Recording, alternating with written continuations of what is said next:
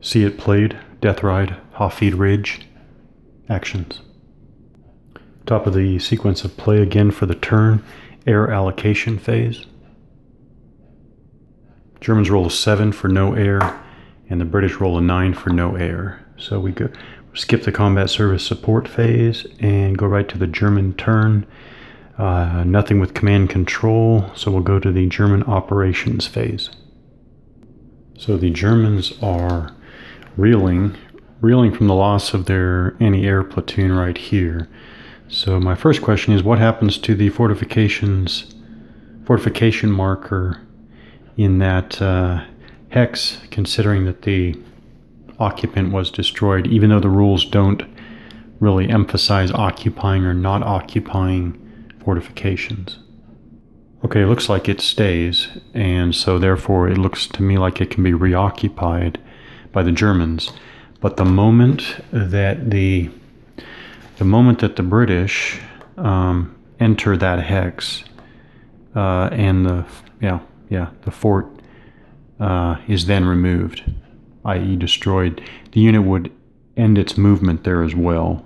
Okay, so right, I think last time I was considering whether one of these reserve units, so that reserve unit's dug in there, and this reserve unit is dug in here. So maybe this one comes out of reserve and even goes up and occupies the fort. What would that do? That would kind of bolster the German left. But, well, yeah, actually, it would, actually. Actually, the Germans are going to do that. So, this tank platoon right there is going to move over and try to occupy the fort. Okay, reviewing the reserve rules. I guess, not 100% sure, but I think I can just remove the reserve marker, taking it out of reserve mode or status, and move them normally. So it has a movement allowance of 18, 2 per clear or desert hex, so 2, 4, 6.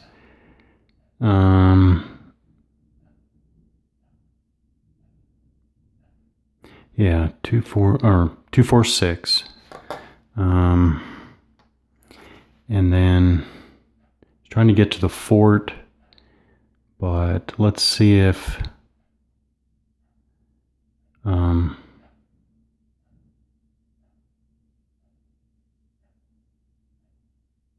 yeah, oh wait, so he goes 2 more for 8. Now these two will combine their fire for opportunity fire straight across. 1, 2, 3, 4, 5, 6. That's just beyond their range. I forgot the British only have a long range of 5. Okay, so 1, 2, 3, 4, 5. Okay, let's take a look at this. This unit can actually fire 1, 2, 3, 4, 5.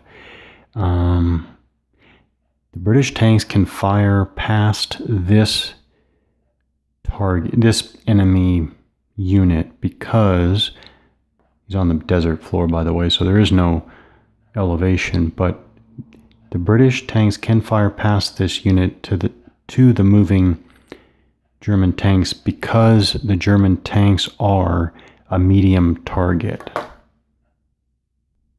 Okay, that is right.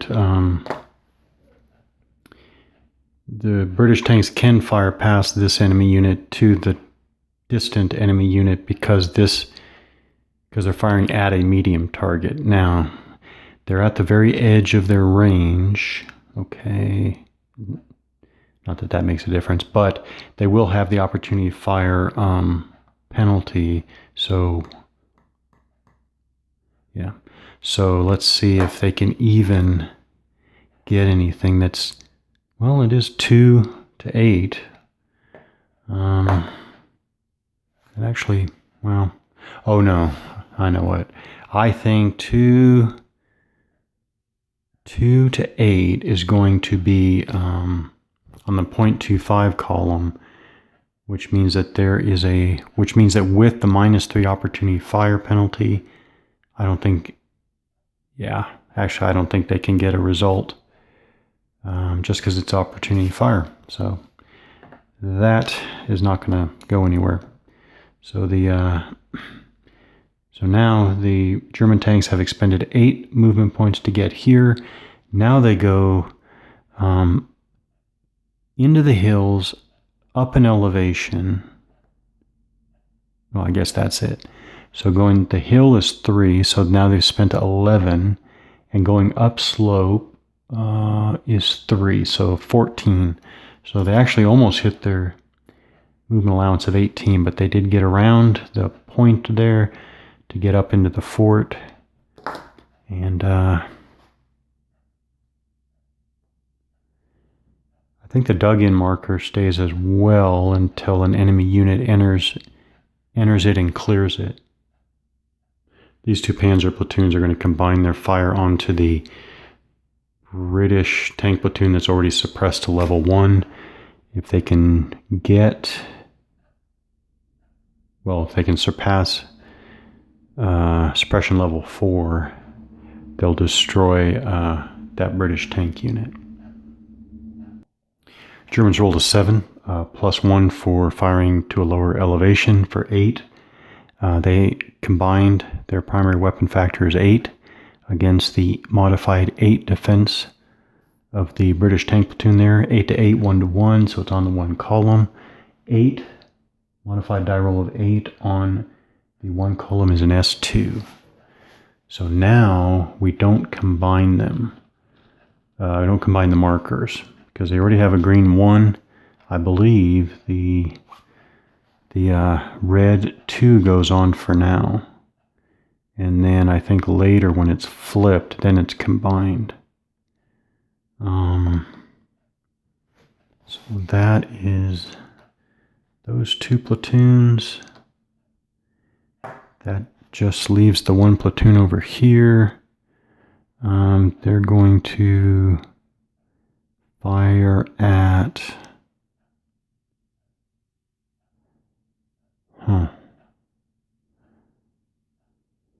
Nope, they're going to fire at the... Okay, the last German platoon over here.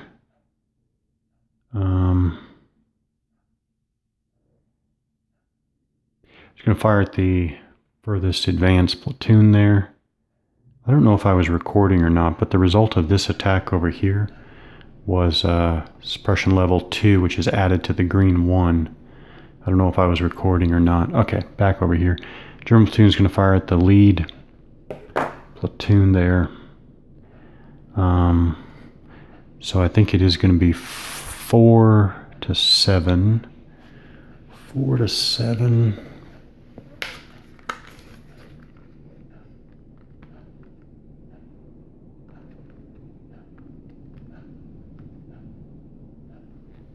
Okay, 0.5.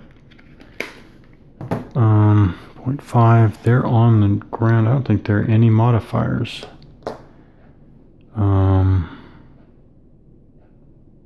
I think it's 0.5 even.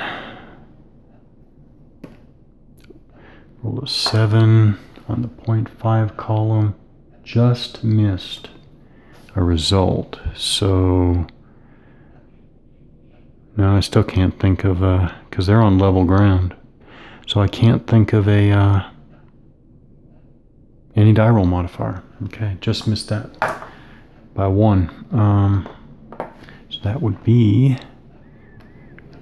Germans there, and so then that is the German operations phase. We'll go on to the British operations phase. Okay, so at this point, the British have finally gotten a bunch of platoons just within range, 5 hexes, of the German farthest east position. So they're going to mass fire, see what type of damage they can do. 1, 2, 3, 4, 5. 1, 2, 3, 4, 5. They still have to overcome, well, they're dug in. They still have to overcome the -3 that dug in.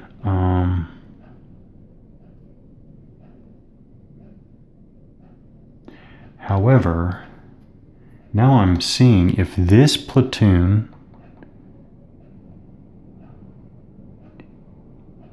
basically if this platoon and these two platoons fire, we'll get a crossfire of 1 hex or 2 hex sides. And then if I do this platoon and these platoons, except that's out of range now. 1, 2, 3, 4, 5, out of range to this one. 1, 2, 3, 4, 5. 1, 2, 3, 4, 5. 1, 2, 3, 4, 5. Well, even though I think I might be able to set up 2 crossfires here,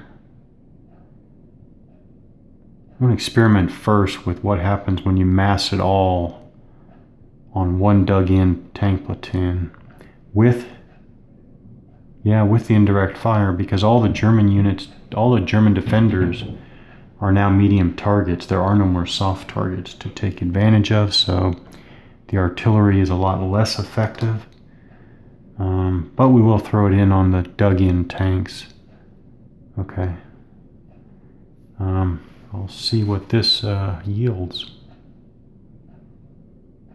Okay, so this massive ring of British tank fire plus the 4th Royal Horse Artillery yielded 19.5 attack factors. And it looks like I have fire coming across 3 hex sides. I think this one tank, the bottom tank, is going to wait to move. Maybe, especially if that unit is suppressed. Okay, so the top unit is coming across this hex side. These ones are coming across this hex side, and this one's coming across this hex side. So I think I have 1, 2, 3, which will give +2 for the crossfire there. All right, I'm determined to not be a factor counter, so I'm not going to change anything, but this whole attack finally got up to 2.44 ratio. And so probably if I had added that one more tank platoon, probably would have gotten over the 2.5 to gotten over onto the 2.5 column. All right, but it's going to be resolved on the 2 column, and then I'll figure out my DRMs and figure out what the result is. Rolled a fairly average 6, -1 for the die roll modifiers were +2 for the crossfire, -3 for dug in for a net -1, so 6 die roll -1 for 5. 5 on the 2 column is an S2 result. So we got something.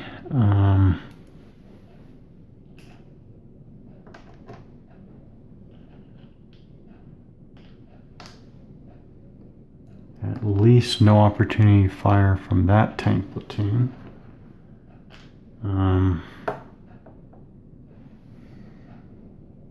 Two.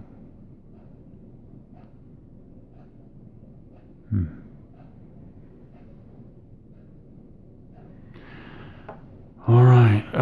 Mark all those guys and